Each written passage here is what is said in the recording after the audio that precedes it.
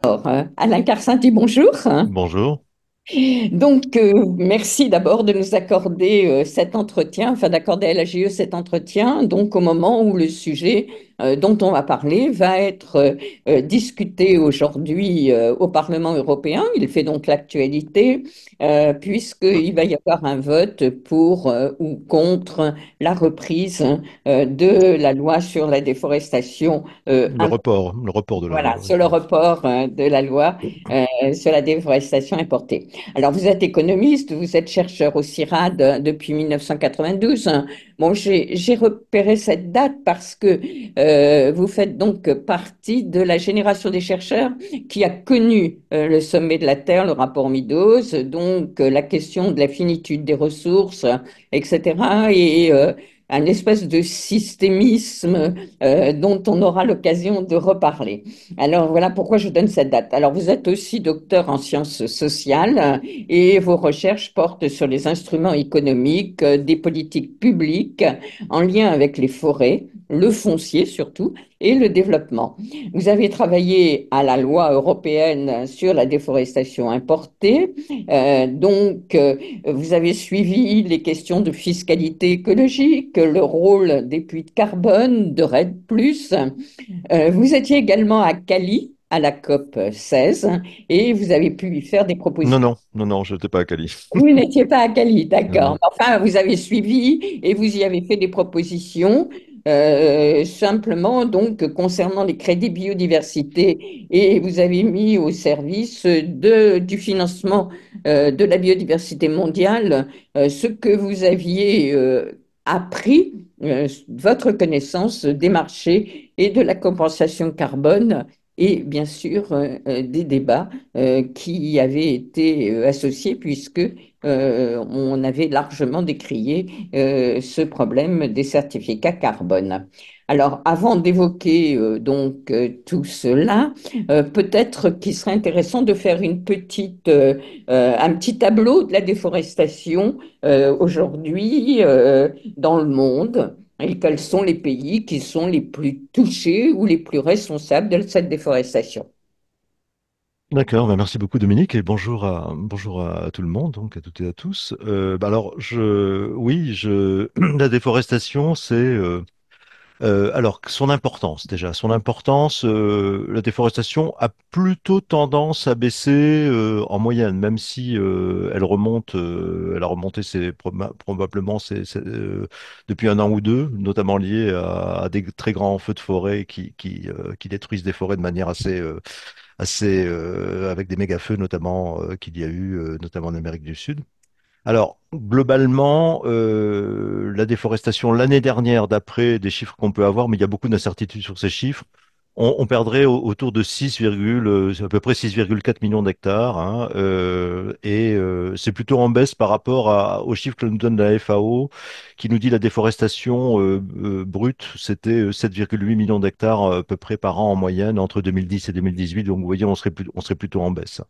Plutôt en baisse parce que on a des baisses notamment plutôt en Asie. En Amérique du Sud, ça dépend. Il y a eu pas mal de baisses au Brésil, même il y a eu des reprises à cause des feux, des grands feux assez récemment. Alors, ce qu'il faut savoir, c'est que où ça se passe essentiellement dans les pays tropicaux, pour très largement, plus de 90%, c'est dans les pays tropicaux. La déforestation, il faut bien comprendre que c'est un changement d'usage des terres, c'est-à-dire que il faut véritablement qu'on passe d'une terre affectée à la forêt à une terre affectée à d'autres usages que la forêt, notamment à l'agriculture. 90% de la déforestation est liée à l'expansion agricole d'ailleurs. Donc l'agriculture au sens strict représente 50% de cette déforestation liée à l'agriculture. Et l'élevage, c'est 38,5%, si vous voulez. Donc l'élevage a un rôle très important, surtout en Amérique du Sud, où là, en Amérique du Sud, l'élevage, c'est 70% de la déforestation. Donc vous allez trouver ça au Brésil notamment, vous allez trouver ça en Bolivie, au Paraguay, en Colombie, etc. Bon. Alors, les pays où il y a de la déforestation, alors ce sont des pays tropicaux. Le Brésil est le pays où il y a le plus effectivement de déforestation. On est à plus de 4 millions d'hectares, ou 3-4 millions d'hectares. Puis ensuite vient la RDC, disons, qui est un pays. Alors la RDC, c'est Donc d'une on passe certaine en manière. Afrique. Pardon?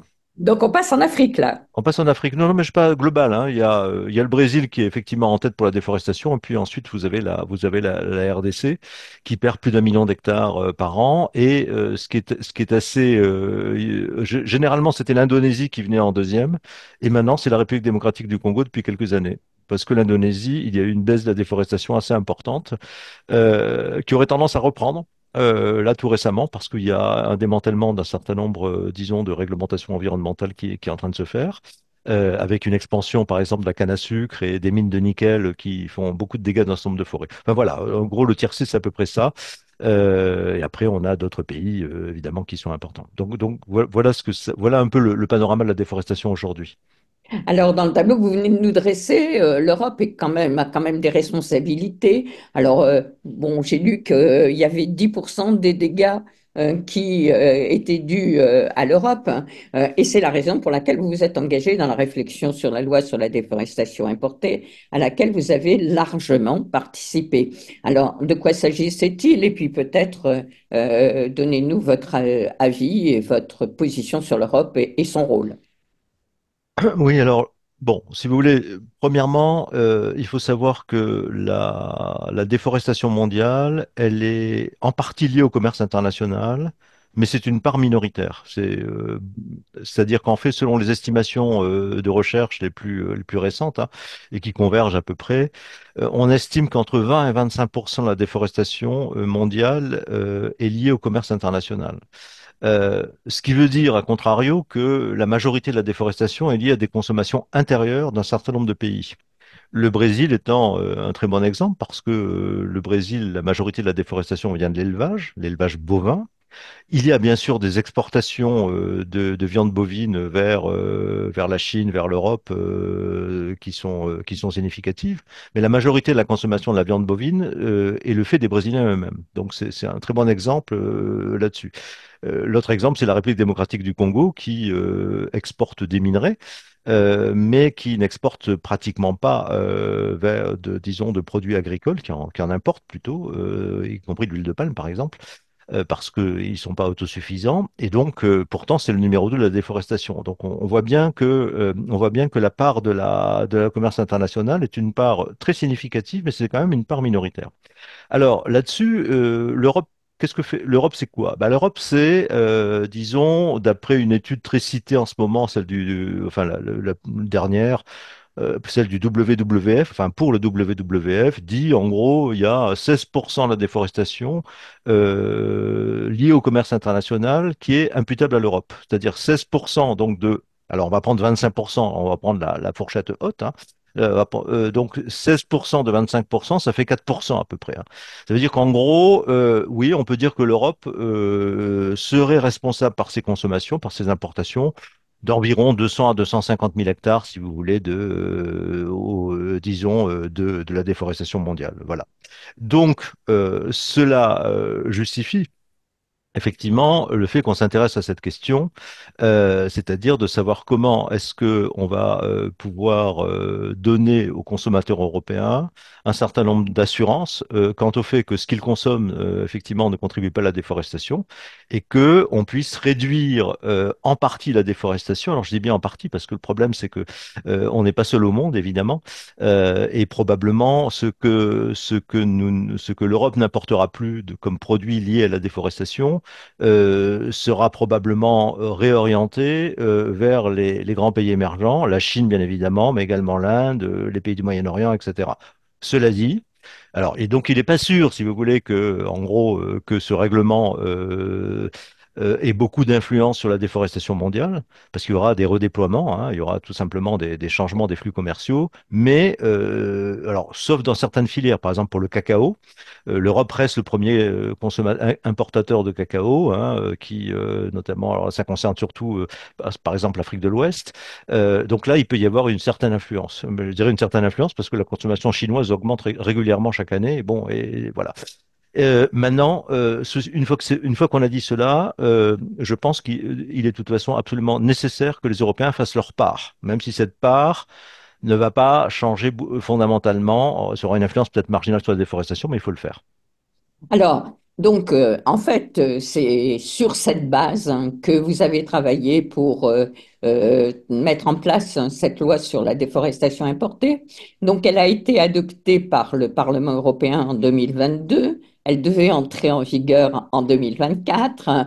Et puis, en fait, il y a de nombreuses voix qui se sont fait entendre, qui ont ajouté des amendements au texte de base, à tel point que, partie d'une bonne idée, finalement, ça s'est terminé par une véritable usine à gaz.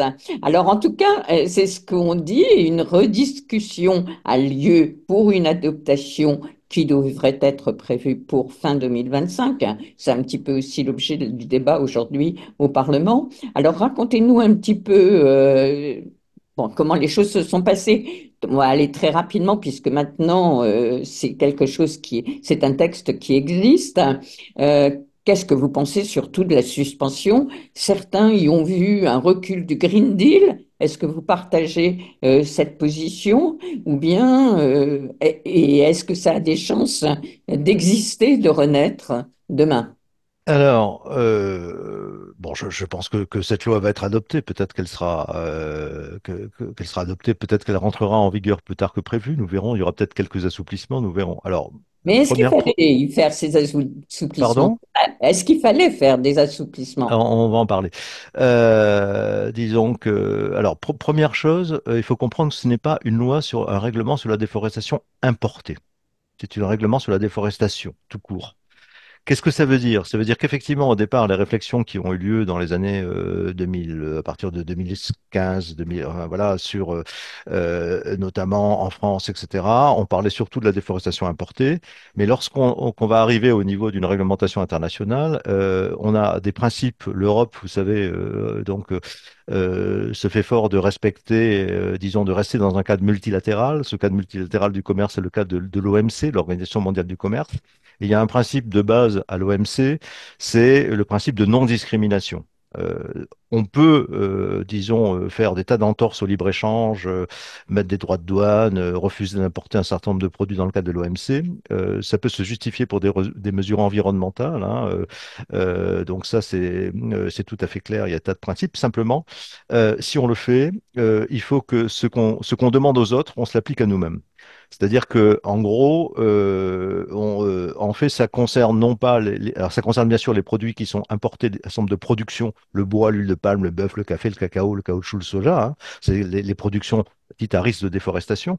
Mais ça s'applique également à tout ce qui est mis en marché sur le marché européen. Ça veut dire que un producteur français qui met en marché du bœuf, par exemple, dans le cadre de l'Union européenne, eh bien, devra se soumettre aux mêmes règles, disons, alors peut-être un petit peu assoupli parce qu'il y a une question d'étalonnage, ce qu'on appelle du benchmarking, qui fait que les pays seront avec des niveaux de risque un peu différents. Plus le pays sera classé à niveau de risque, plus, disons, que les exigences de diligence raisonnée seront importantes. Par contre, tout le monde aura les mêmes exigences en termes de traçabilité à la parcelle. Et ça, c'est quelque chose qui ennuie beaucoup un certain nombre effectivement d'opérateurs, notamment.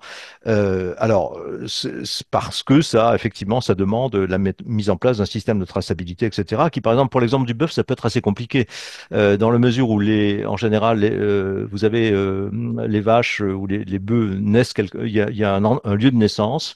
Ensuite, il y a un lieu d'engraissage qui peut être tout à fait différent. Ça se fait souvent dans la plaine du Pô en Italie, d'ailleurs, en Europe. Et puis, vous avez des lieux d'abattage qui sont différents, c'est-à-dire que vous pouvez avoir une traçabilité qui peut être assez compliquée.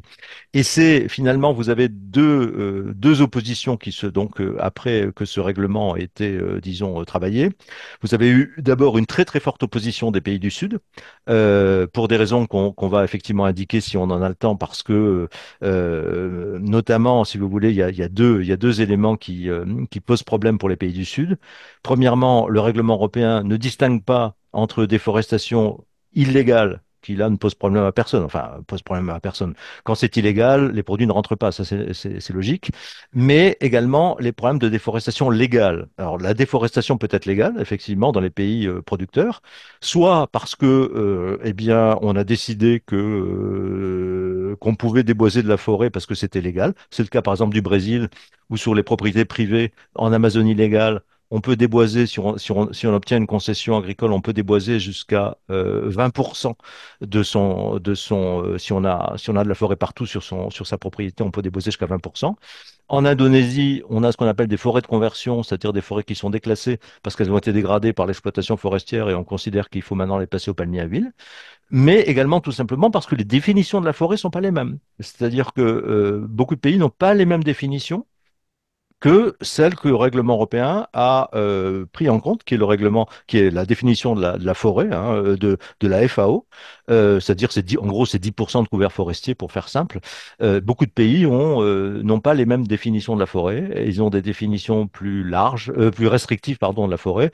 Par exemple, ce que l'Europe considérera comme être de la forêt, au Brésil, on va considérer que c'est de la savane boisée. Voilà. Donc, si vous voulez, donc c'est pas donc la définition de la déforestation ne sont pas les mêmes. Et ça, c'est quelque chose qui est considéré par beaucoup de pays du Sud comme quelque chose d'absolument une atteinte à une forme de souveraineté sur l'usage des terres, sur les modes d'utilisation des terres. Plus cette question du benchmarking, c'est-à-dire que on attend, l'Europe pour l'instant a reculé parce que elle n'ose pas finalement sortir ce benchmarking, de classer les pays en risque fort de déforestation, en risque standard de déforestation, en risque faible de déforestation.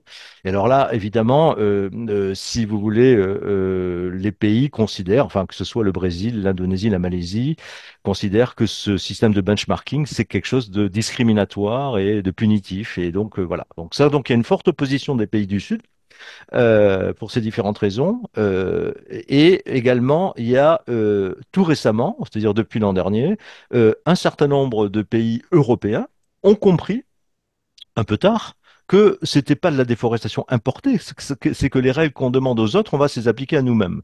Et alors là, vous avez l'Autriche qui est montée au front en disant, mais attendez, ça va, si vous demandez des exigences de traçabilité complète à la parcelle pour les producteurs de bœuf, par exemple, pour les producteurs, bon, de soja, c'est moins compliqué, mais autres, etc., parce que le bœuf, on le produit, le bois, le bœuf, et si vous voulez, le soja, on en produit en Europe. On ne produit pas de cacao, d'accord, pas de café, mais on a certains produits qui sont concernés. Et même pour le bois, si vous voulez, les professionnels du bois ont dit, mais le bois, c'est un matériau composite. Quand on a du papier, on a des provenances extrêmement diverses. Ça va nous rajouter des couches de coûts et de bureaucratie très importantes. Voilà. Donc, c'est pour ça qu'ils ont demandé que, alors notamment, c'est une proposition qui a été faite il y a quelques jours par un des groupes du Parlement, le PPE, qui est de dire, bah, écoutez, il faut rajouter une nouvelle catégorie qui est à ces benchmarks où il y a risque fort, risque standard, risque faible, une catégorie risque nul. Et ça concernerait bien sûr les pays européens. Et à ce moment-là, pour cette catégorie risque nul, les pays qui seraient dedans, bah, ils n'auraient pas les obligations de traçabilité, par exemple, effectivement. C'est-à-dire, il y aurait donc un assouplissement des règles très importantes. Bon, Alors, donc en fait, on n'est pas en face d'une prise en charge environnementale de la question tellement, on est plutôt en face d'un conflit commercial qui reste impossible à résoudre depuis la signature des accords du commerce du bois tropical. Alors, on a vu d'ailleurs que c'était vraiment un problème commercial puisque dès que la loi a été mise un petit peu en suspension, on a vu remonter la bourse, grimper de nouveau le prix du cacao, du café, etc. Finalement, le blocage du texte est encore lié au commerce. Alors en ce moment, en plus, on a la discussion sur le Mercosur, les choses risquent d'être très compliquées au niveau européen. alors, disons que les variations de cours sur le cacao, à mon avis, n'ont rien à voir avec les discussions sur la loi, sur le RDU, hein. C'est vraiment, d'abord, ça a commencé bien avant, ça baisse. C'est vraiment lié à des problèmes d'offres et de demande sur le marché mondial, avec des prévisions de baisse très importantes des récoltes de cacao en Côte d'Ivoire et au Ghana, pour des raisons de maladies, de sécheresse, etc., etc. Voilà. Non, c'est si vous voulez. Alors, globalement, si vous voulez, dans cette affaire, on voit très bien que c'est les attaques contre le RDIE qui viennent soit des pays du Sud, soit à l'intérieur de l'Union européenne d'un certain nombre d'États membres, effectivement. Ça s'inscrit effectivement dans un contexte qui est un contexte effectivement de changement de majorité politique au Parlement européen, au niveau du Conseil européen également, et donc de pression forte de détricotage d'un certain nombre de réglementations environnementales. Donc ça s'inscrit bien dans cette, si vous voulez, dans cette logique. Euh, Maintenant, ça ne veut pas dire que, alors ça c'est un problème justement d'une discussion que j'ai avec beaucoup de collègues aujourd'hui, c'est pas parce que d'une certaine manière, ça s'inscrit dans une tendance qui, pour moi, est une tendance qui pose problème, c'est-à-dire il y a cette pression pour revenir en arrière sur le Green Deal, sur ce nombre de choses, que ça veut dire qu'il faut défendre coûte que coûte ce règlement qui, à mon avis, qui, à mon avis, est mal pensé. Il est mal pensé notamment parce qu'il y a un argument, il y a deux arguments qui sont importants, notamment outre l'argument de la bureaucratie, effectivement, qui dans le contexte actuel avec les agriculteurs, on sait que ça pose problème. Donc ça va être politiquement peut-être assez difficile. Mais surtout, si vous voulez, le vrai problème, c'est qu'il y a des arguments donc des pays du Sud qui me paraissent tout à fait importants. D'abord, c'est que cette non-distinction entre le légal et l'illégal pose un problème effectivement dans les relations internationales, c'est tout à fait clair. Entre parenthèses, les Britanniques ont une loi depuis 2021. Eux, ils ont déjà une loi qui est déjà en place, effectivement, ils ne sont pas dans l'Union européenne. Et alors, eux, ils ont simplement dit, si les produits, alors il y a une liste de produits qui est plus restreinte que celle de l'Europe, mais enfin bon, ça c'est un détail, mais ils ont dit simplement, si ces produits sont produits de manière légale dans les pays d'origine, dans les pays producteurs, ils peuvent rentrer. L'Europe est allée beaucoup plus loin en disant même si c'est légal dans le pays d'origine, ça ne rentre pas si ça ne correspond pas à notre définition de la forêt. Donc là, si vous voulez, on voit bien les différences un petit peu de perspective, effectivement. Donc ça, c'est quelque chose de relativement important. Et le deuxième problème, qui était souligné par une lettre de 17 ambassadeurs en 2023 à toutes les institutions de l'Union européenne, de pays du Sud, disait, mais écoutez, ça va exclure disons, du débouché européen, du débouché des exportations européennes, les petits producteurs dans un certain nombre de filières, sur le café, sur le cacao et sur l'huile de palme, notamment parce que, eh bien, dans ces filières, et probablement sur les VA aussi dans une certaine mesure, eh bien, on se retrouve avec des tas impossibles de faire une traçabilité complète parce que vous avez des tas d'intermédiaires le cacao passe de main en main, il est mélangé dans les coopératives, par exemple, etc.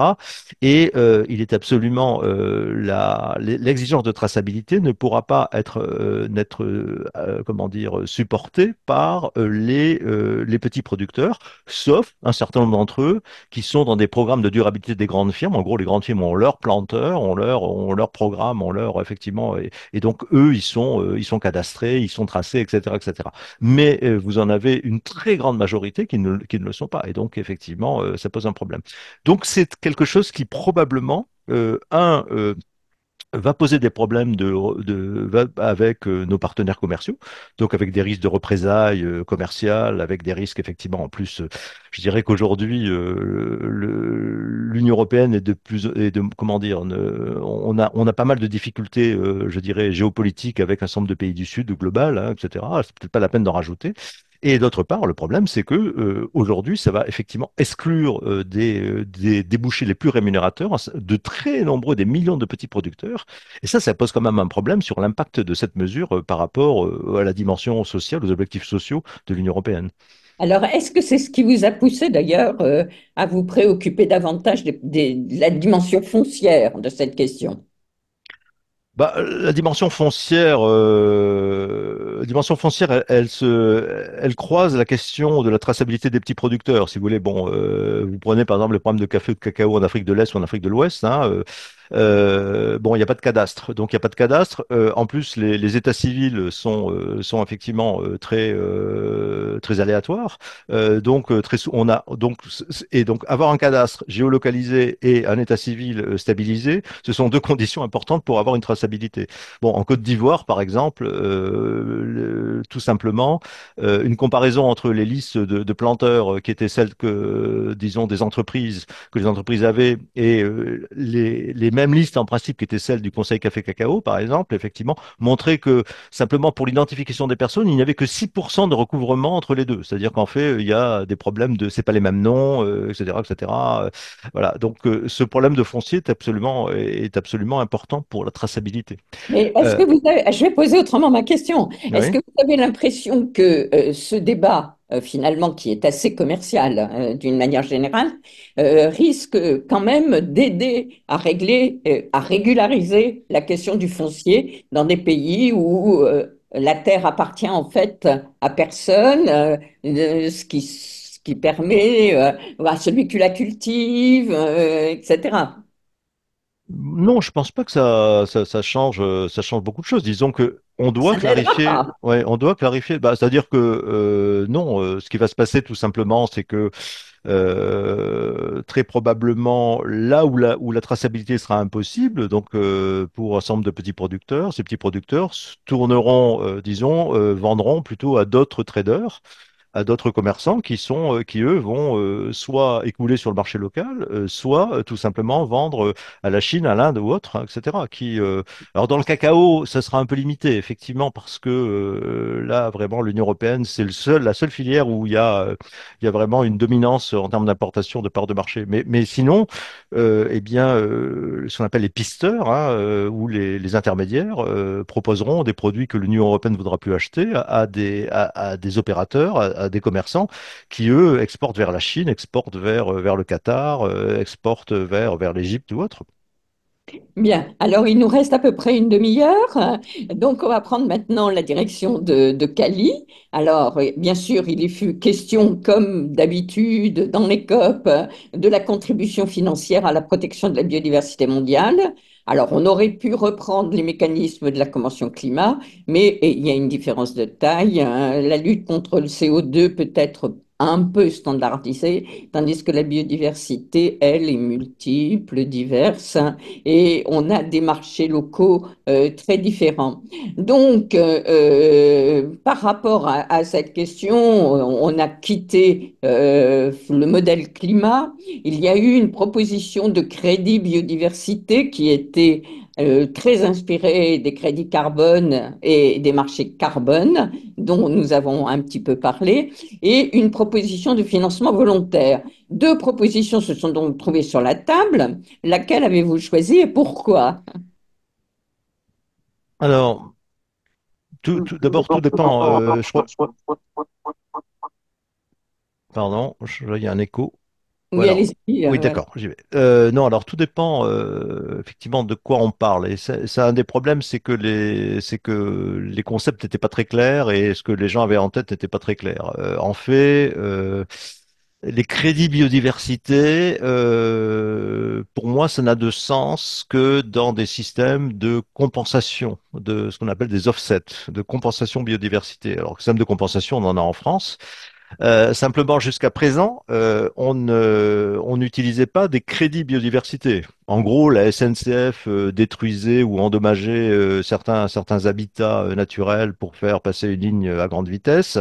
On demandait à la SNCF, tout ça est très encadré par l'administration, on demandait à la SNCF de restaurer un habitat similaire à celui qui a été endommagé, qui a été détruit. C'était le fameux ERC, c'est-à-dire éviter, réduire, compenser. Oui, On oui, oui, essayait, c'est ça, c'est la mais doctrine.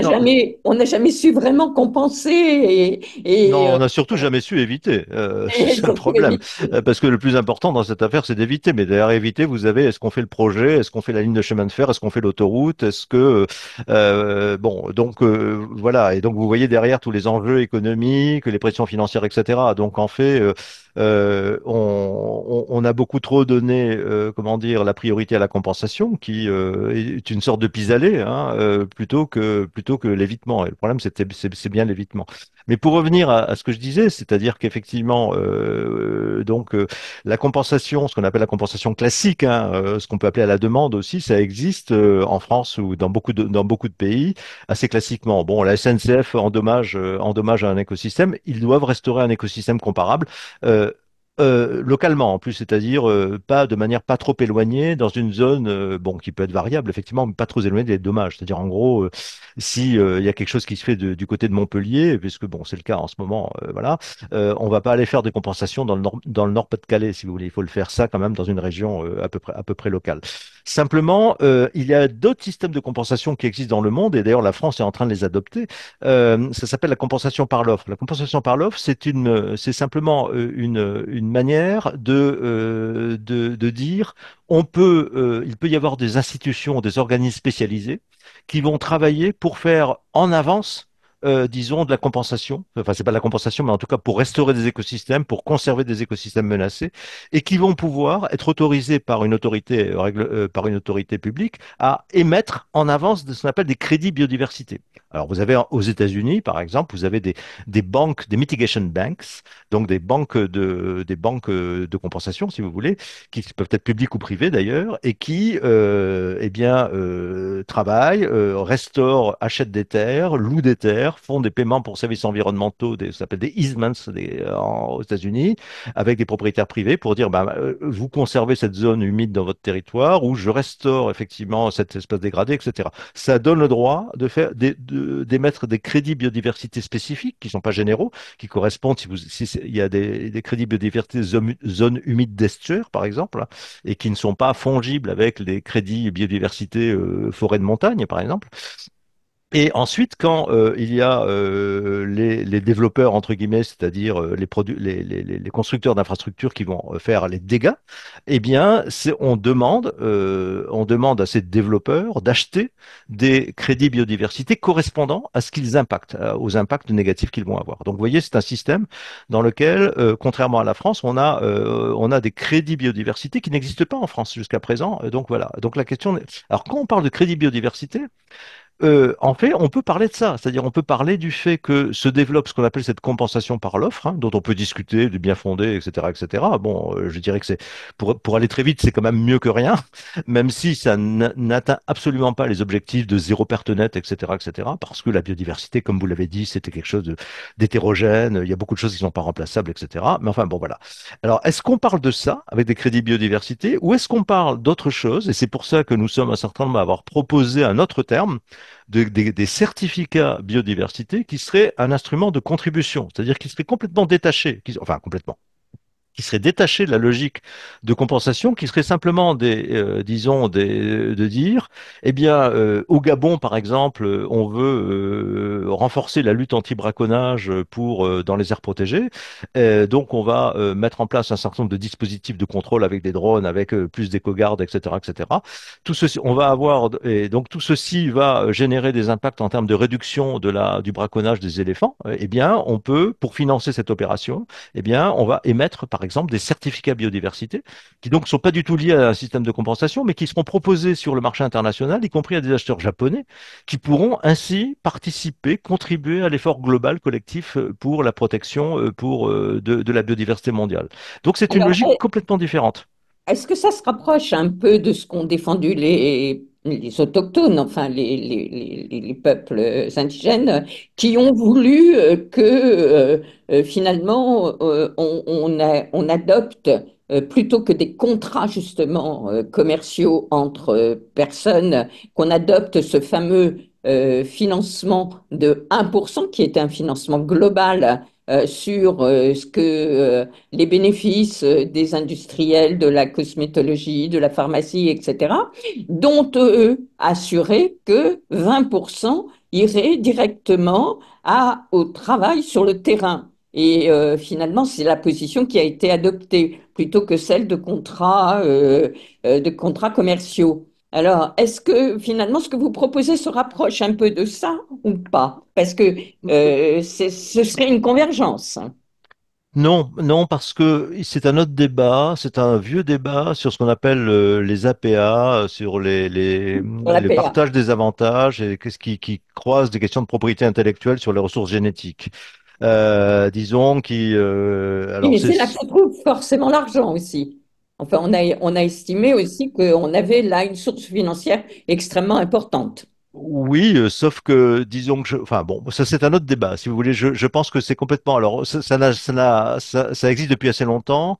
Disons, sauf qu'à mon avis, ça n'a jamais donné les résultats escomptés parce que précisément, à mon avis, ça se fonde sur une forme ça se fonde sur une forme, si vous voulez, de vision un peu ancienne de la bioprospection, dans lequel il y aurait effectivement des gens qui vont dans la forêt ramasser des ressources génétiques et puis ensuite ça donne lieu à des brevets, à des produits pharmaceutiques et des royalties, etc., Ça etc. va au-delà de Bon, ça, ça va au-delà de ça. La proposition qui a été faite par les peuples autochtones, c'est que l'argent récupéré leur permet aussi de monter leur propre labo, leur permet aussi non, non, d'intervenir mais oui, mais qui va payer? vraiment. La question, c'est qui va payer et pourquoi va-t-on payer, si vous voulez. Là, ce qui était proposé, c'est de dire, bah, il y a effectivement, en gros, des formes de droits de propriété intellectuelle sur les savoirs locaux, etc., etc., disons, vont donner dans les pays développés, dans les pays du Nord, un certain nombre de bénéfices liés à des royalties, à des produits pharmaceutiques, à un certain nombre d'innovations. Et donc les gens qui sont visés pour être payés, c'est ceux qui bénéficient hein, de ces connaissances ou en tout cas de ces principes, etc. Donc sous une forme de propriété intellectuelle. Donc on demande à ces firmes, de manière volontaire seulement, pas de manière obligatoire. De toute façon, on n'a pas de moyen de les contraindre à faire ça, de dire bah, finalement vous êtes dépendant de la biodiversité, et la biodiversité c'est votre prospérité.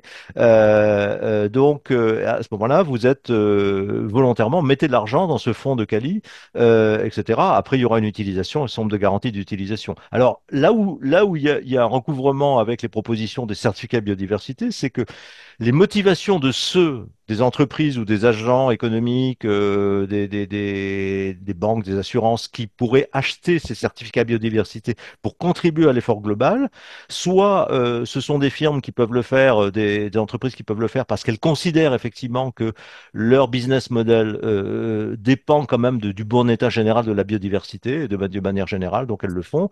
Soit elles le font de manière totalement philanthropique parce qu'elles veulent contribuer même si elles n'ont pas de lien directement. Donc là, on peut, dans cette idée que les financeurs seraient des acteurs économiques qui considèrent qu'ils ont des liens avec la biodiversité, qu'une partie de leur prospérité vient effectivement de cette biodiversité générale, eh bien là, oui, là, peut y avoir un croisement entre ces fameux certificats biodiversité et cette idée qu'il y ait, disons, qu'il y ait de l'argent qui soit versé pour les fonds pour le fonds de Cali.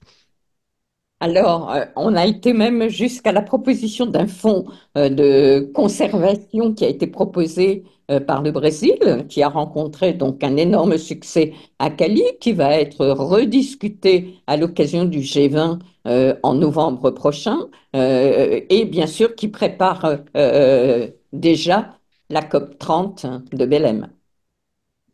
Oui, alors le Brésil a fait une proposition, donc là il y a un papier qui vient de sortir dans la grande conversation donc que je viens de publier aujourd'hui, qui est assez intéressant sur le mécanisme financier. C'est un mécanisme, si vous voulez, ce qu'on appelle des fonds fiduciaires, d'un fonds fiduciaire. Alors il en existe déjà beaucoup pour la conservation, qui finance souvent les aires protégées. Le principe est assez simple à comprendre. Si vous voulez, il faut une dotation. C'est-à-dire, au départ, il y a quelqu'un qui met, enfin, quelqu'un, ça peut être une fondation, ça peut être un État, dans le cadre, ça peut être un État, ça peut être l'Union européenne, ça peut être la Banque mondiale qui met de l'argent dans un fonds de dotation. Ce fonds de dotation, il va être placé sur des marchés financiers internationaux, en termes d'actions, avec des actions, des obligations, des produits financiers divers. Et on espère qu'il y ait des rendements annuels sous forme de dividendes, sous forme d'obligations, etc. C'est-à-dire qu'en gros, cet argent fait des petits parce qu'il est placé sur des marchés financiers. Donc il y a une quarantaine de fonds fiduciaires mondiaux qui fonctionnent comme ça dans le monde depuis assez longtemps, hein. Ça fonctionne, hein, ça fonctionne même assez bien, parce que ça résiste même au krach financier, parce que le problème c'est quand il y a un krach boursier, qu'est-ce qui se passe? Bon bah c'est vrai que on s'est aperçu qu'en fait les fonds avaient réussi à s'en sortir malgré le krach de 2008, le krach de 2020, etc., etc. Bon. Et donc l'idée, c'est que comme ça, on a un capital de départ. Ce capital de départ, plus il va être gros, plus il va être investi de manière, comment dire, pertinente, intelligente par des bons gestionnaires sur les marchés financiers. Il va rapporter de l'argent. Cet argent va être utilisé pour le fonctionnement de l'air protégé. Bon. Le Brésil prend le même système et il dit, on va faire ça pour que tous les pays qui ont des forêts naturelles, soit rémunérés. Donc il y aura un fonds. Alors on fait appel aux pays du Nord, bien sûr, pas la Chine entre parenthèses, euh, enfin, ou disons en disant ensuite le secteur privé va suivre, c'est-à-dire qu'on va avoir là aussi des dotations volontaires d'argent du secteur privé. Ils espèrent 125 milliards de dollars à je sais pas quel horizon. Ils disent ces 125 milliards de dollars, on va les mettre dans un fonds ça va être le fonds de dotation. Il sera placé sur des marchés internationaux et en gros on va fixer et on va surtout dire à ceux qui mettent de l'argent dans le fonds, vous mettez de l'argent, c'est un investissement, ce sont des prêts. C'est des prêts sur 20 ans. En gros, on va demander aux États de faire des prêts sur 20 ans, c'est pas des dons. Et en disant, cet argent sera rémunéré. Vous toucherez, par exemple, 5,5%, 5,5% par an, parce que voilà, et 5,5%, on suppose que ça sera le minimum que rapporteront ces placements financiers. Et donc, on dit aux investisseurs, ben, comme ça, votre argent sera rémunéré. Alors, certes, il sera moins rémunéré que si vous le placiez ailleurs, mais au moins, vous allez contribuer effectivement aux forêts. Et on dit tout ce qui est tout l'argent au-dessus de ces 5,5%, c'est-à-dire par exemple, si les placements ont rapporté 10% au total, eh bien, 5,5% vont pour rembourser les investisseurs, hein, le rendement annuel, et puis tout le reste, 4,5%, va aller, disons, pour payer les États. Alors, les États, qu'est-ce que propose le Brésil? Et à mon avis, c'est là que le système n'est pas très pertinent. C'est-à-dire qu'on va juste verser une sorte de rente de 4 dollars par hectare de forêt naturelle aux pays qui ont des forêts naturelles, à tous les pays du Sud, 70 pays au total. Et par contre, il y aura une pénalité, c'est-à-dire que chaque fois qu'il y aura un hectare de perdu, donc un hectare de déboisé, la pénalité sera de 400 hectares. Alors, si vous voulez, alors ça fait beaucoup de chiffres, hein. Je vous renvoie à mon article si vous voulez le Tout à voir, fait, oui. etc. Mais voilà. Alors le problème est très simple, c'est que moi personnellement, je pense que le mécanisme est intéressant. Par contre, l'utilisation des fonds pose problème parce que l'idée c'est de verser des rentes à des pays sans condition sur la manière dont ils vont utiliser ça. C'est-à-dire que on ne sait pas si alors j'ai fait quelques calculs, on voit que pratiquement tous les pays vont recevoir de l'argent si évidemment ce système est mis en place, tant qu'il ne dépasse pas Mais 1% est-ce de qu'il déforestation n'incite pas par an. justement de plus en plus à déforester, par exemple? Bah, c'est-à-dire, en gros, il y a beaucoup de pays qui seront très contents du statu quo. Par exemple, vous prenez un pays comme Madagascar, aujourd'hui, en gros, vous êtes gagnant dans cette affaire, vous recevez une rente nette tant que vous n'avez pas 1% de déforestation par an. Il y a très peu de pays qui sont au-dessus d'1% de déforestation par an. Donc, en gros, il y a beaucoup de pays qui vont se dire, bah, bon, ben, d'accord, j'ai de la déforestation, mais je ne m'en occupe pas parce que de toute façon, je gagne assez d'argent comme ça. Le Brésil en premier d'ailleurs. Bon, alors, si vous voulez, le problème, c'est de savoir si cet argent sera utilisé à des fins d'avoir des programmes. On parlait du foncier tout à l'heure, par exemple, pour clarifier les droits fonciers, pour transformer l'agriculture, c'est-à-dire pour traiter les moteurs de la déforestation, et non pas pour servir je dirais, à combler le déficit budgétaire éventuellement tel ou tel État, ou simplement. Voilà, donc ça, parce que, si vous voulez, cette idée d'un fonds pour dire on va récompenser les pays qui ont beaucoup de forêts, c'est de verser des rentes. Et verser des rentes, ça ne sert pas à grand-chose parce que ça ne va pas changer les politiques publiques. Donc, il faudrait mettre des conditions à l'utilisation de ces fonds. Si on mettait des conditions en disant, bah, si cet argent est utilisé dans des programmes qui vraiment sont des programmes de bonne qualité, je dirais que là, on aurait vraiment un instrument intéressant. Et alors, justement, quel pourrait être un programme de bonne qualité? Oh ben, un programme de bonne qualité, bah, puisque bouclons sur la question du foncier, on en a parlé, ça peut être effectivement d'avoir des grands programmes qui sont des programmes dans lesquels disons, on va clarifier les droits fonciers selon la manière dont les gens, disons, dont les gens comment dire, les considèrent, etc. C'est-à-dire, on va identifier les droits, on va éventuellement, ça pourra déboucher sur des systèmes de cadastre, et puis éventuellement sur des systèmes de sécurisation, soit des titres collectifs pour des communautés, soit des titres individuels, etc. Donc ça, c'est tout à fait possible. On peut également, alors il y a également tout le problème de l'intensification écologique de l'agriculture qui va être très très important pour pouvoir faire en sorte que l'agriculture ne consomme pas, ne détruise pas les forêts, parce que donc il faut augmenter les rendements et il faut le faire de manière écologique à travers de la formation, à travers l'utilisation de la rotation parcellaire. Enfin, il y a des tas de choses que disons que qu'on sait faire là-dessus, par exemple. Alors, il y a Antoine qui a demandé la parole. Bien sûr. Je vais tout de suite lui donner. Bonjour, bonjour, merci beaucoup. Alain, j'avais deux questions. Enfin, si je comprends bien, un bon plan, ce serait de coupler le fonds fiduciaire avec les certificats de biodiversité. Moi, si par exemple je suis un État ou un investisseur, j'investis dans le fonds fiduciaire, mais je me pose des questions sur la destination du rendement de ce fonds. Si c'est orienté vers des actions qui sont certifiées par des certificats de biodiversité. Du coup, j'ai des garanties sur le bon usage de ces fonds. Donc, voilà, je me posais un peu cette question. Et puis, Mhm. par rapport au fonds, j'avais une question aussi en amont. Dans quoi on investit? Si le fonds fiduciaire il est c'est sur des actifs carbonés, ben, ça pose problème. C'est souvent Mhm. c'est ce genre Mhm. d'actifs qui sont Mhm. rémunérateurs. Et s'il s'agit de rémunérer et le et l'épargne de celui qui place et dégager un surplus, il faut des fonds enfin, il faut des Oui, c'est-à-dire, en ça gros, finance ça vaudrait le coup il faut des d'investir choses dans assez le pétrole. rentables. Et donc, ce qui est rentable, je sais pas, c'est les médicaments, c'est la big pharma, c'est le Ouais. pétrole, c'est plein de choses. Voilà. Ça, c'était une première question. Et puis, en aval, sur les certificats de biodiversité, Tifi, voilà, comment cette garantie est offerte et apportée. Et ce système, est-ce qu'il a été, bon, c'est une proposition, mais est-ce qu'elle a été appropriée? Est-ce qu'il y a quelque chose de concret? D'accord. Alors, je commence par la question du milieu, les clauses d'exclusion. En gros, oui, oui, c'est une très bonne question. C'est-à-dire que dans ces fonds fiduciaires, ce qui est placé, l'argent qui est placé, bien sûr, on demande au gestionnaire qui va placer cet argent sur la City de Londres, sur les marchés internationaux. On va évidemment, on espère que le rendement soit maximum. Mais bien sûr, on peut aussi dire, mais attention, on ne veut pas que vous investissiez sur n'importe quoi. Par exemple, on veut pas, il peut y avoir des clauses d'exclusion, hein. On veut pas, par exemple, que vous investissiez sur tout ce qui est hydrocarbures, tout ce qui est effectivement Total, Shell, etc., etc. Bon, parce que il y a un problème de compatibilité avec l'accord de Paris.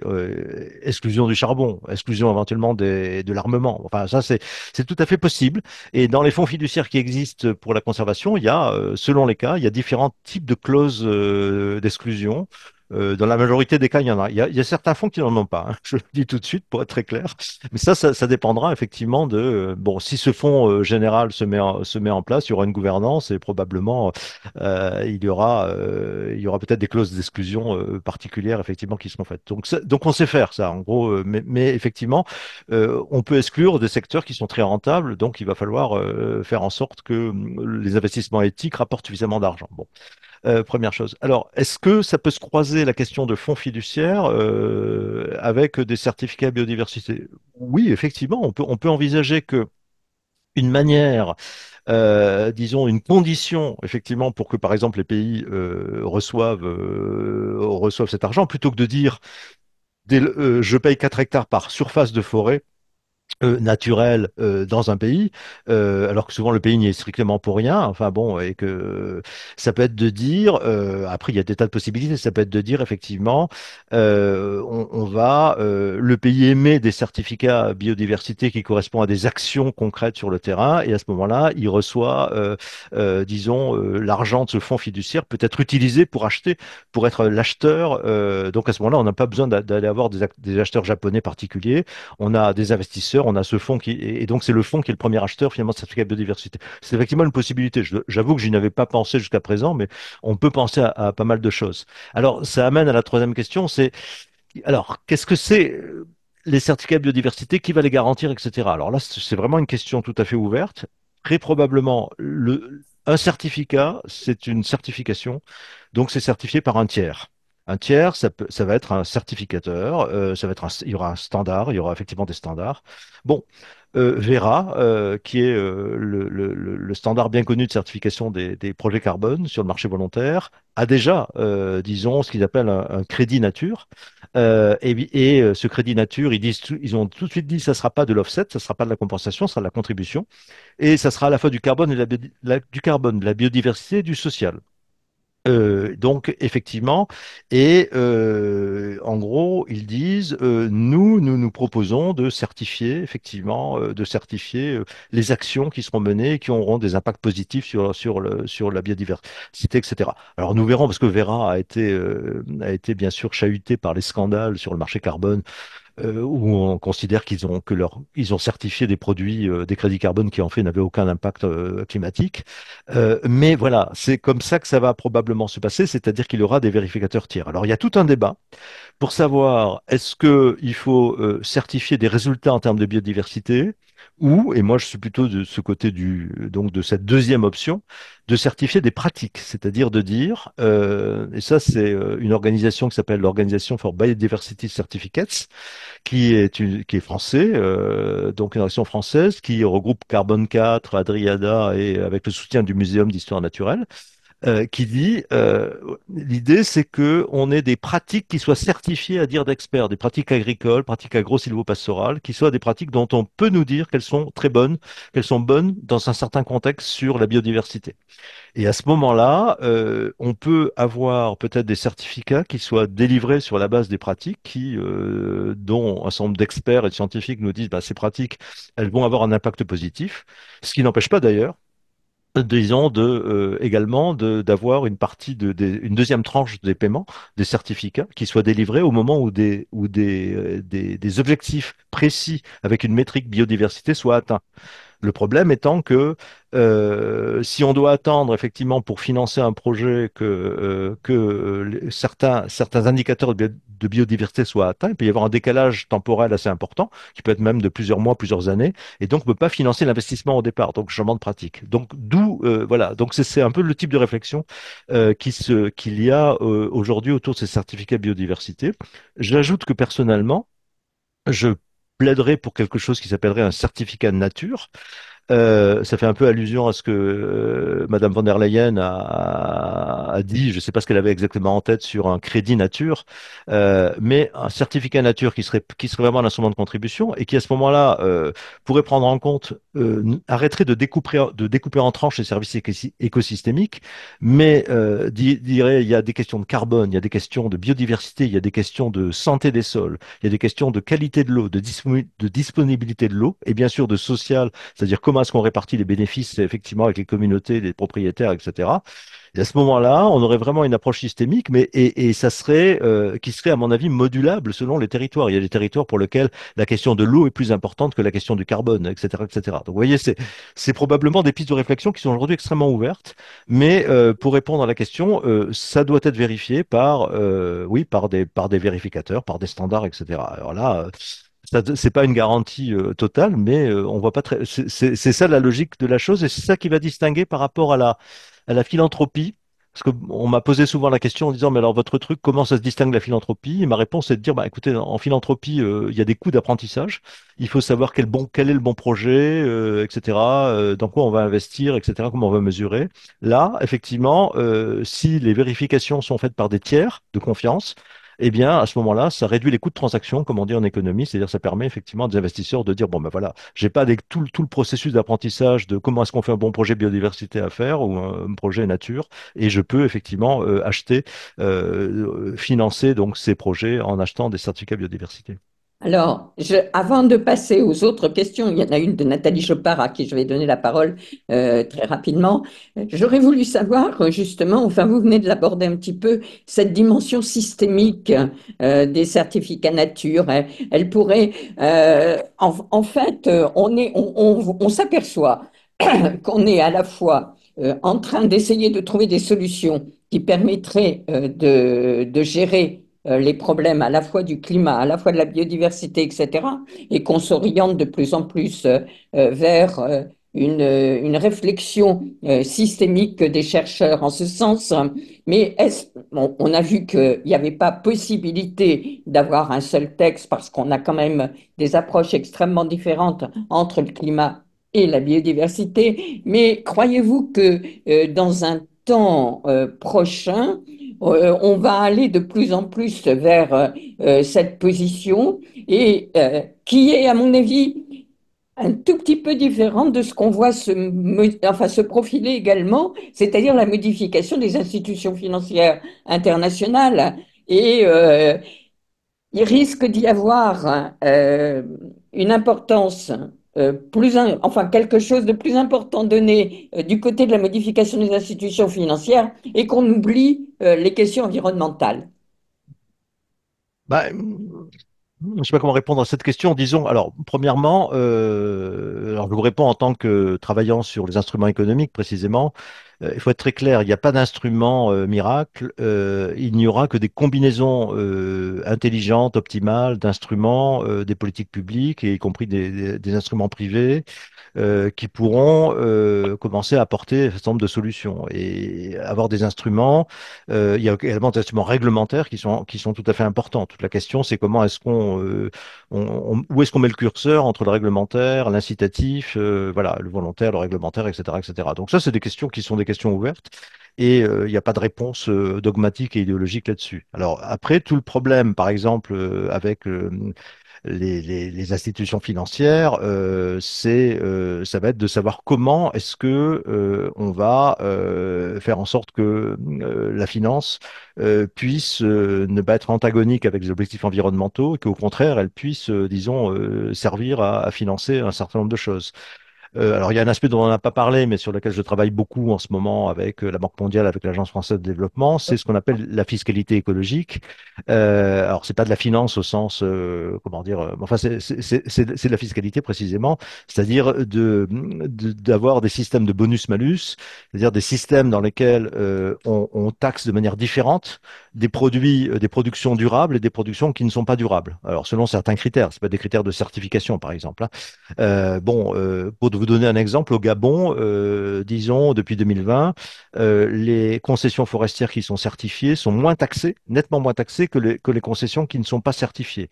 Et là, bon, on travaille avec l'AFD, j'ai travaillé avec la Banque mondiale sur par exemple, des productions agricoles comme le cacao, pour savoir comment est-ce qu'on pourrait avoir des systèmes de bonus-malus, c'est-à-dire dans lequel on dit aux États, ça va pas vous coûter de l'argent puisque ça sera budgétairement neutre, c'est-à-dire qu'en gros, on va mettre du malus, on va augmenter la fiscalité progressivement sur des produits qui ne sont non certifiés, non tracés, par exemple, pour pouvoir, au contraire, donner une baisse de la fiscalité, une baisse des taxes pour les produits qui sont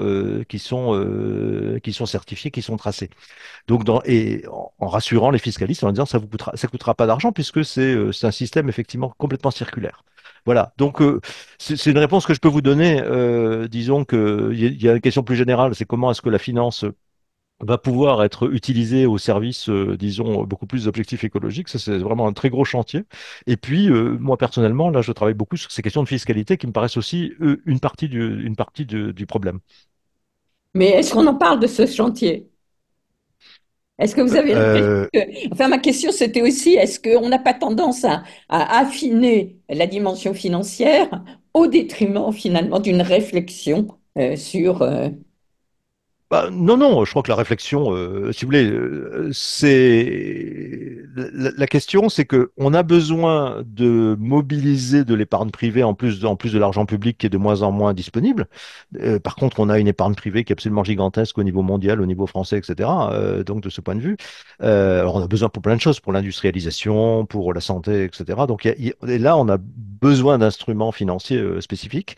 Et après, la question, c'est comment, et là, c'est important de travailler en interdisciplinaire, enfin pour moi comme chercheur, hein, c'est-à-dire, et c'est ce que souvent les gens ne font pas, c'est-à-dire comment est-ce que véritablement, une fois qu'on trouve des instruments financiers intéressants qui permettent de financer un certain nombre de choses sur la nature, quoi, en gros sur l'écologie, comment est-ce qu'on travaille avec des écologues et avec effectivement des spécialistes pour pouvoir faire en sorte que ça soit dirigé vers non pas des réponses inappropriées du style combien de surface de forêt il y a, mais vraiment comment est-ce qu'on peut réfléchir de manière systémique et donc comment est-ce qu'on peut ne pas opposer les services écosystémiques aux uns et aux autres, prendre en compte le social dans cette affaire. Donc vous voyez, ce problème du lien entre les écologues et justement les économistes ou les financiers me paraît fondamental. Merci Alain. Bon, alors donc maintenant on va passer aux questions. Alors Nathalie Jopard avait levé Oui, la main. Je vous laisse oui, la parole, Nathalie. oui, oui, bonjour, bonjour Monsieur Carsanti. Merci. Je Bonjour. voudrais moi revenir sur le RDUE, Oui. parce que donc le RDUE, là, s'il y a un vote aujourd'hui au Parlement, c'est que il se substitue au RBUE et c'est dans ce nouveau règlement qu'il y a certaines mesures nouvelles qui ont provoqué cette opposition. Et enfin, si j'ai bien compris, outre l'extension à un certain nombre de produits, il y a eu aussi le fait que ça s'appliquait, pardon, maintenant aussi au commerce intra-européen, Mhm. ce qui voulait dire donc un certain nombre maintenant de règles supplémentaires qui s'appliqueraient pour le commerce du bois issu de forêts exploitées au sein de l'Europe. Voilà, et je crois savoir que c'est donc un des sujets d'opposition. D'autant plus, et alors là, ça, vous en avez pas parlé, il a été introduite la notion non seulement de déforestation, mais de dégradation des forêts. Voilà, je voulais savoir si vous pouviez me préciser là ces points de Alors, litige oui. dans le vote Oui, actuel. alors, d'accord. Alors, déjà sur le RBUE, alors pour ceux qui ne savent pas, le règlement bois de l'Union européenne s'appliquait depuis 2013 au Mm, bois importé précisément. Et disons que ce que demandait l'Union européenne, c'était qu'il y ait une diligence raisonnable, une diligence raisonnée, donc due diligence mm, en anglais, disons des importateurs, des metteurs en marché, pour mm, s'assurer que le bois était légal. Donc, c'était mm, uniquement le critère de légalité qui était important.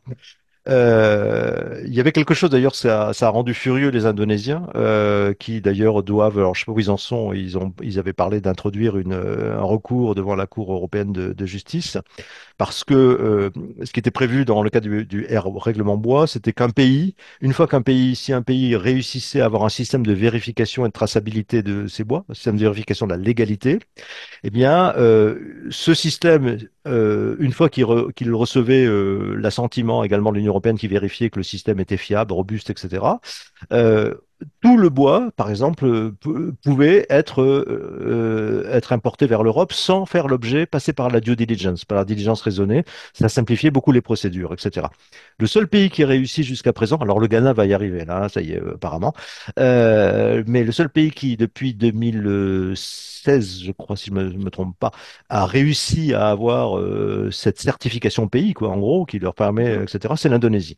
Et donc, vous importiez du bois indonésien, vous n'avez plus besoin de passer par la due diligence, hein, donc ça a simplifié les choses.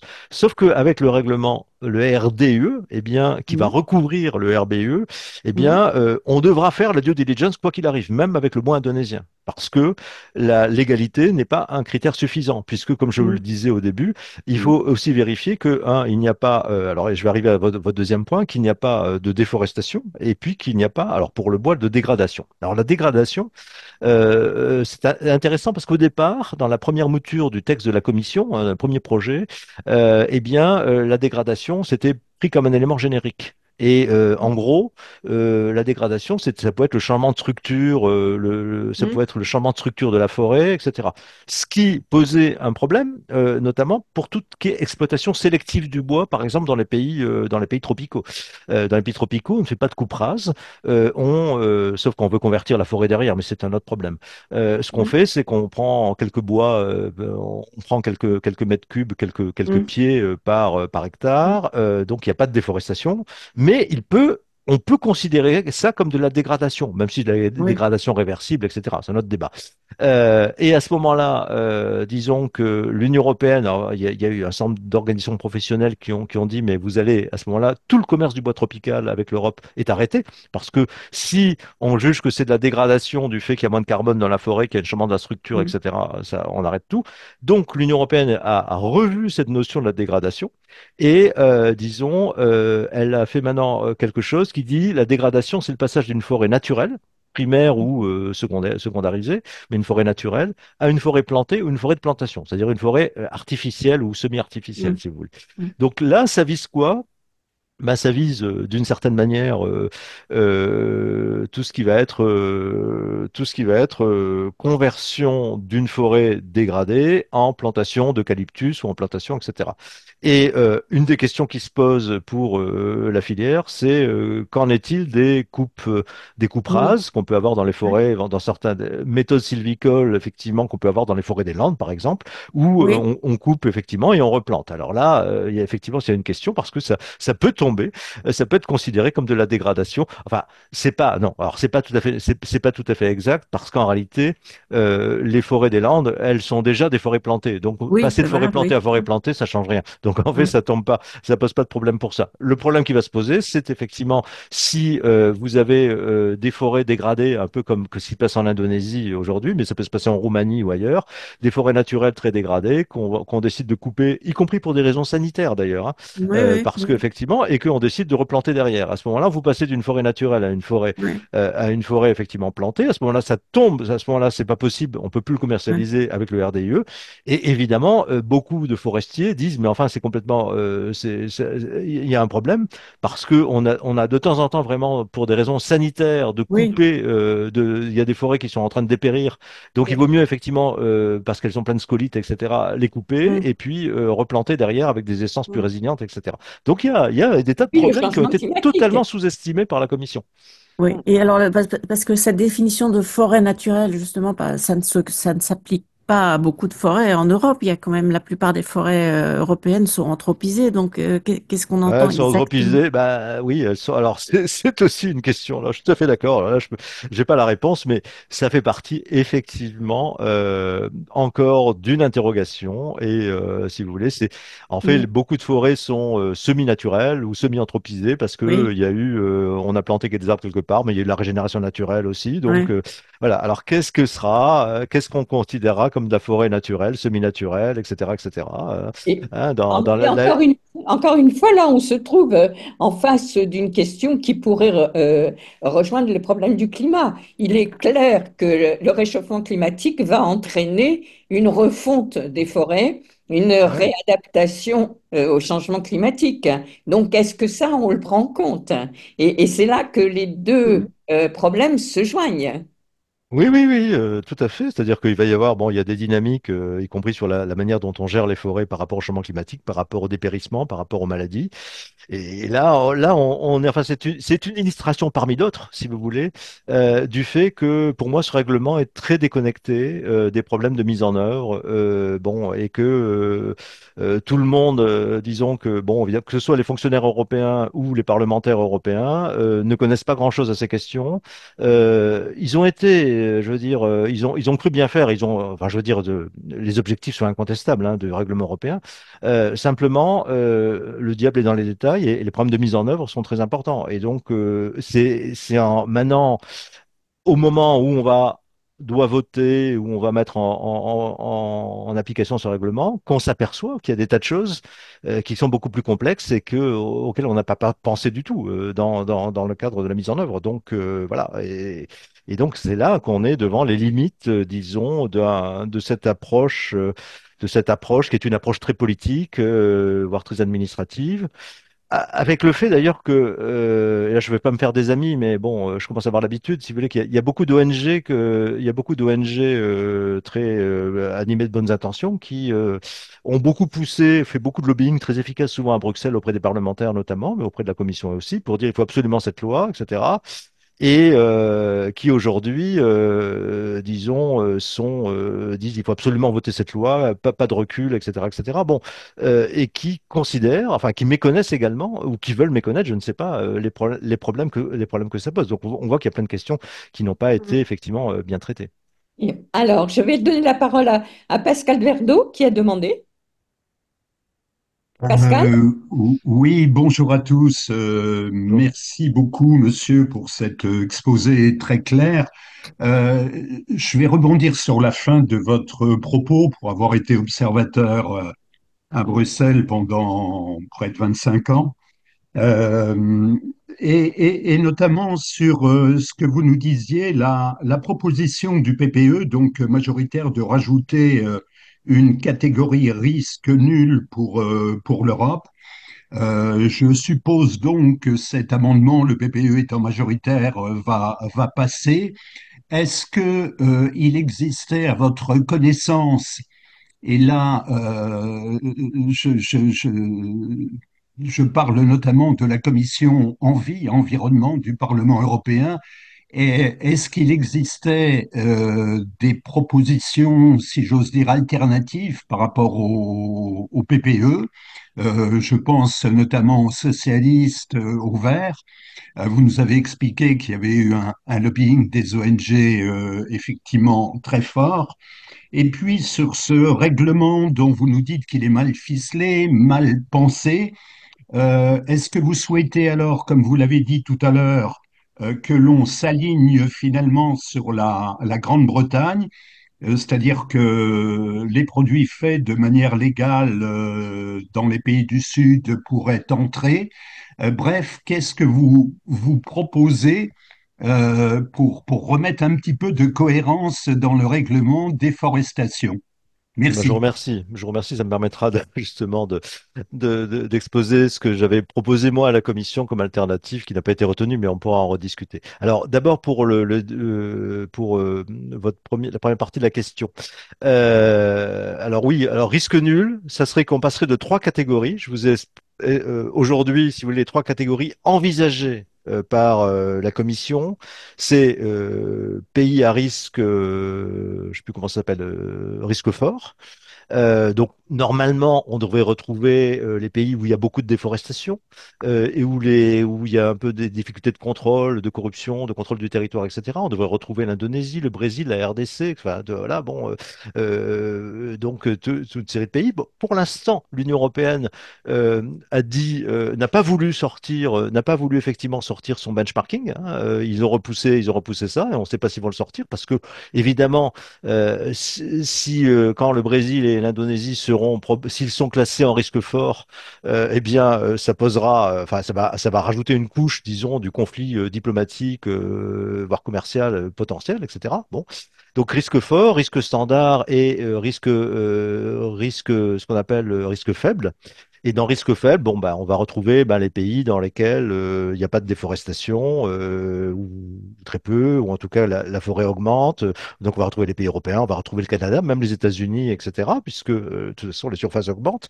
Bon, voilà, toute une série de choses. Alors l'ajout déjà simplement. Ce système de benchmarking est considéré par beaucoup de pays du Sud comme intrinsèquement punitif et discriminatoire. Donc déjà, c'est une source de tension diplomatique extrêmement forte. Alors, rajouter risque nul, c'est la proposition du PPE qui dit bon, on va faire un risque nul comme ça, on va même se débarrasser de la traçabilité parce que comme je l'avais dit, même si vous dans un pays où c'est un risque négligeable enfin un risque faible dans le benchmarking, il faut faire de la traçabilité à la parcelle tout le temps, partout, quelle que soit la catégorie de risque. Là, ce que propose le PPE, c'est de dire on crée une quatrième catégorie. Alors là, vraiment, on enlève l'obligation de traçabilité notamment. On reste sur un sourçage documentaire, etc. Donc on n'est pas du tout obligé d'avoir des points GPS et des choses comme ça, etc. Bon. Alors, intellectuellement, pourquoi pas? Je dirais que effectivement, on peut se poser la question, du fait de savoir pourquoi est-ce qu'on applique les mêmes, comment dire, dans des pays où il n'y a pas de déforestation, eh bien, on aurait ce type de problème. Bon, il y a la question de la dégradation dont on a parlé, qui reste un problème entier. Mais surtout, c'est que si on fait ça, eh bien, automatiquement, ça va nourrir une plainte à l'OMC. C'est-à-dire que le système devient totalement discriminatoire. C'est-à-dire, en gros, si les pays du Sud disent, bah oui, finalement, dans votre benchmarking, toutes les contraintes sont pour nous, et vous, vous avez créé une catégorie où, alors c'est déjà plus ou moins le cas, hein, dans lequel vous, pays européens, pays occidentaux, effectivement, vous dites risque nul, donc vous vous dispensez de toutes les contraintes. À ce moment-là, c'est discriminatoire. Et là, l'OMC peut effectivement, il peut y avoir un jugement à l'OMC. Donc, vous voyez, on est devant cette espèce d'antagonisme, enfin, ce problème de contradiction. Alors, je ne sais pas si ça passera, hein, je ne sais pas du tout ce qui va se passer au Parlement. Bon, on verra. Au fond, moi, ce que j'avais proposé, j'avais dit, écoutez, on peut comprendre le règlement, ce que disent les Britanniques en disant on s'aligne sur la légalité. Et je peux comprendre l'argument de la commission, hein, qui est de dire, si on s'aligne sur la légalité uniquement du pays d'origine, il peut y avoir des comportements stratégiques des pays producteurs pour justement modifier leur définition, faire évoluer leur définition de la forêt, pour faire en sorte que toute une série d'espaces naturels sortent de la catégorie forêt. Comme ça, il n'y aura pas de déforestation et donc, ça sera légal. Donc, en gros, on élargit le spectre de la légalité. Et à ce moment-là, on se retrouve avec énormément de déforestation. Et voilà. Donc, globalement, la réponse était de dire, on impose effectivement une définition 10%. C'est une définition très large. En plus, ça veut dire que ça englobe beaucoup d'espaces que beaucoup de pays considèrent comme des savanes, etc. Mais évidemment, ça ne respecte pas la légalité des autres. Donc, ça peut poser. Et d'ailleurs, il y avait eu un conflit entre la DG Envie, hein, environnement, et la DG Trade, commerce, et la DG Trade avait dit, mais vous ne pouvez pas faire passer ce règlement, c'est une atteinte à la souveraineté, aux décisions souveraines en termes d'usage des terres, etc. Donc il y a eu ce conflit, c'est Envie qui a gagné finalement, bon, c'est pas toujours le cas, mais c'était, voilà. Alors, ce que j'avais proposé, moi, une réponse graduée, c'est-à-dire en gros de dire, voilà, si c'est légal, et si c'est illégal, bon, là, il n'y a pas de discussion. Si le produit est illégal, le cacao est illégal, l'huile de palme est illégale, ben, ça ne rentre pas. Mais si c'est légal dans le pays d'origine, mais pas acceptable pour une série de critères au niveau de l'Union européenne, mettons des droits de douane. C'est-à-dire, alors, les droits de douane existent déjà sur le bœuf. Il est question de les enlever avec le Mercosur, mais bon, ils existent en partie pour l'huile de palme, ça dépend des pays, des accords qui ont été passés, etc. Ils sont à zéro pour le café, le cacao, le caoutchouc, le soja et le bois. Mais là, donc, il faudrait réintroduire des droits de douane en disant deux choses. En disant, premièrement, ces droits de douane, c'est pour les produits effectivement c'est pour les produits effectivement qui sont issus de déforestation, qui est légale, mais pas acceptable pour nous. Mais alors, ce qu'on fait, c'est qu'on réaffecte le produit de ces droits de douane, donc l'argent que l'on va toucher, à des programmes concrets qui peut être opéré par l'AFD avec des partenaires locaux, par la GIZ allemande, etc., etc., enfin un peu ou par Européenne de manière générale, pour aider les petits producteurs dans les pays du Sud à se tracer, se certifier et adopter des pratiques zéro déforestation. C'est-à-dire on renvoie on ne garde pas cet argent pour nous, comme ça on n'est pas accusé de faire du protectionnisme déguisé sous mesure environnementale, mais on réaffecte tout cet argent intégralement dans les pays d'origine de cette taxation. Vous voyez, bon, ça c'est la première chose. Et le deuxième point, effectivement, que je proposais, c'était de dire, on met des droits de douane, mais on fait confiance à des systèmes de certification indépendante que l'Europe sélectionne, c'est-à-dire qu'on n'est pas obligé de sélectionner tous les systèmes. On peut dire dans le café, il y a tel et tel standard, tel et tel label qui nous paraît avoir des garanties solides, on l'adopte. Et on dit si effectivement cette production vient avec tel label qui a été sélectionné, accrédité par l'Union européenne, et bien à ce moment-là, on remet les droits de douane à zéro pour les produits effectivement qui rentrent avec ce type de certification zéro déforestation. Bon. Ce qui en plus, entre parenthèses, aurait l'avantage de permettre aux autorités publiques et une autorité publique de l'Union européenne d'avoir son mot à dire dans l'évolution des labels, hein, qui sont aujourd'hui des labels privés, etc. Donc ça peut permettre ce que j'appelais gouverner les certifications, c'est-à-dire au fond de les faire évoluer. Et Bien. Le reste- oui, Oui. et alors juste, moi je termine. Et la deuxième chose, c'est de dire d'assouplir la question de la traçabilité pour dire, bon, OK, traçabilité à la parcelle pour ceux qui peuvent. Les grosses entreprises n'auront pas de problème, hein. Une boîte de producteurs de soja au Brésil, c'est tout de suite plusieurs milliers d'hectares, donc ils sont cadastrés, ça, ils y arriveront.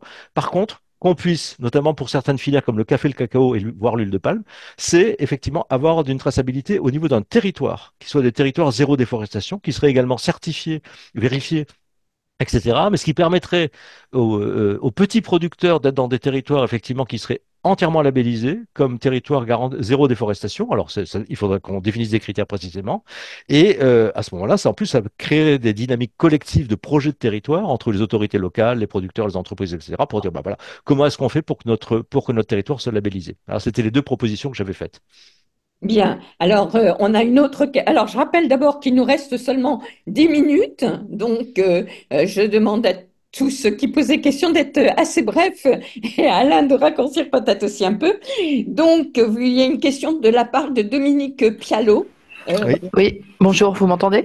oui, Oui, bonjour. tout à Oui, fait. bonjour, merci.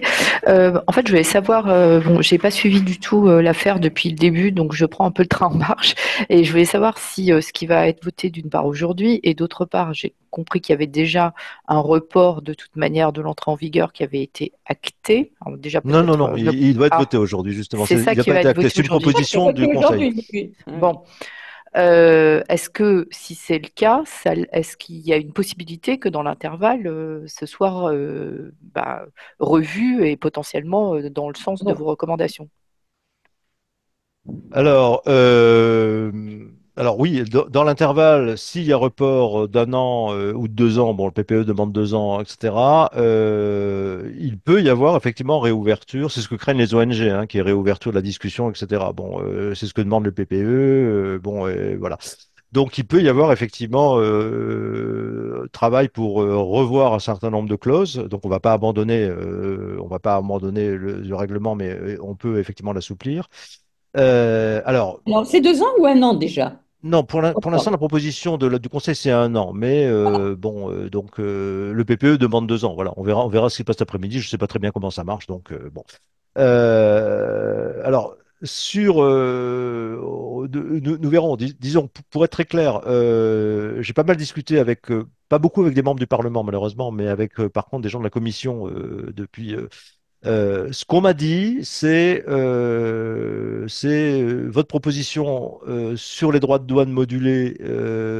Bon, elle est compliquée. Elle n'est pas inintéressante, mais elle est compliquée parce que on a plein d'accords bilatéraux, multilatéraux, et que donc ça va impliquer des tas de gens, la direction du commerce, etc., etc. Donc renégocier des accords ou en tout cas au moment de l'échéance des accords, effectivement introduire des choses, ça va être très compliqué. Donc en gros, ils ont dit bon, c'est trop compliqué de toucher à ces droits de douane parce que ça implique beaucoup trop de considérations. Par contre, j'ai un peu plus d'ouverture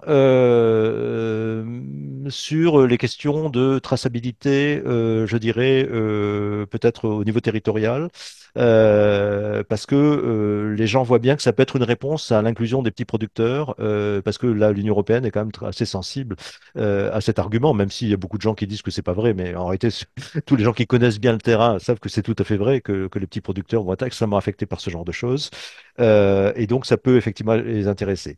L'un des problèmes, l'un des obstacles, pour être aussi très clair, c'est que mes propositions se fondent quand même sur le fait qu'on travaille avec des certifications indépendantes, etc. Pas toutes les certifications, mais certaines certifications. Et encore une fois, comme je disais, qui seraient sélectionnées, accréditées par l'Union européenne, qui pourrait les évaluer avec et éventuellement les retirer de l'accréditation si jamais elles performent, si elles fonctionnent, s'il y a des scandales, s'il y a des problèmes comme ça. Euh, il y a aussi beaucoup de réticences sur les questions de certification indépendante, hein. On Ah, parlait du règlement bois Union européenne. Par exemple, la profession, beaucoup d'entreprises de la filière bois d'accord, ok. demandaient qu'une certification FSC ou PEFC puisse, disons, servir, comment dire, pour remplir les obligations de due diligence. Et puis, l'Union européenne a dit non, ça peut être un élément parmi d'autres, mais ça remplacera pas toutes les choses. Voilà. Il y a une méfiance vis-à-vis des certifications indépendantes. Méfiance d'ailleurs beaucoup poussée par beaucoup d'ONG comme Greenpeace ou autres qui sont très critiques, disons, des certifications, qui considèrent que c'est du greenwashing, etc., etc. Très bien. Est-ce qu'il y aura encore une question? Avant de finir, non, ben, j'ai pas d'autres questions. Donc, Alain, je vous laisse la parole pour la fin de. Ah bah, je crois que j'ai vraiment dit, bon, je crois que Vous avez, on fait le tour j'ai de la effectivement dit pas question. mal de choses, hein. Mais on a dit beaucoup de choses, mais Ouais. est-ce que, on a l'espoir de voir la déforestation aujourd'hui trouver un peu de solution, en tout cas? Alors, non, alors tout ce que je pourrais dire, c'est que non, la déforestation, elle va continuer, malheureusement. Bon, alors il y a deux choses, hein. Il y a le problème des grands incendies qui, malheureusement, sont en train de prendre Une dimension une particulière. dimension particulière à cause du changement climatique, à cause des sécheresses, etc. Donc là, ça va être très, très difficile. Par exemple, au Pérou, en ce moment, la forêt brûle, mais ils la laissent brûler parce que de toute façon, dans des endroits reculés, ils n'ont ils ont aucun moyen de le faire. Donc, bon, maintenant, la déforestation peut-être agricole, qui est une déforestation effectivement, on a peut-être des chances effectivement de la diminuer. Ce qu'il faut comprendre, à mon avis, c'est que pour l'instant, et ça rejoint la question de la certification, la question du fonds brésilien dont on parlait tout à l'heure. euh, Beaucoup de gens considèrent aussi, et c'est un peu le mécanisme de REDD+, qui a été conçu comme ça aussi, que la déforestation, c'est simplement une affaire de presse-bouton, c'est-à-dire qu'on pourrait arrêter la déforestation comme on ferme, par exemple, une centrale à charbon. C'est beaucoup plus compliqué que ça. Alors évidemment, il y a les politiques publiques ont un rôle, dans un sens ou comme dans un autre, hein. Comme Bolsonaro est arrivé au pouvoir, la déforestation a augmenté de manière incroyable en Indonésie. Quand Lula est revenu au pouvoir, elle a baissé de manière très très forte. Maintenant, il Brésil. reste Et une puis, bonne partie. et en plus, on s'aperçoit qu'il y a quand même des actions qui sont menées contre la déforestation illégale. Oui, oui, absolument. C'est la lutte contre la déforestation illégale, etc. Même si on est quand même à plus d'1 million d'hectares de forêt primaire qui disparaît encore au Brésil aujourd'hui, si vous voulez, hein. Et ça, c'est totalement illégal. Donc après, il y a les limites de l'action de l'État. Alors évidemment, et le Brésil, c'est autre chose que la République démocratique du Congo ou la Centrafrique en termes de capacité institutionnelle. C'est-à-dire que vous avez un certain nombre dans les pays les plus pauvres, dans lequel effectivement la capacité de l'État à intervenir s'arrête aux frontières de la capitale et encore des fois d'un quartier de la capitale, si vous voulez. Donc cette idée que il faudrait avec de l'incitation peut être utile, mais avec simplement de l'incitation qu'on va inciter les pays à arrêter la déforestation est une idée que seuls peuvent croire quelques professeurs d'université ou disons quelques politiques, disons à Bruxelles ou je ne sais où. En réalité, on a besoin d'investissements massifs de ce point de vue pour, on parlait du foncier, on parlait de l'agriculture, on parlait de la corruption, on parlait de l'administration. Enfin, il y a vraiment énormément de besoins d'argent pour investir, pour vraiment traiter, s'attaquer au moteur de la déforestation, et y compris la démographie. Alors là, on a des réponses plus ou moins intelligentes, hein. La réponse intelligente, c'est la condition des femmes et l'éducation des jeunes filles. Bon, il y a des réponses moins intelligentes, évidemment.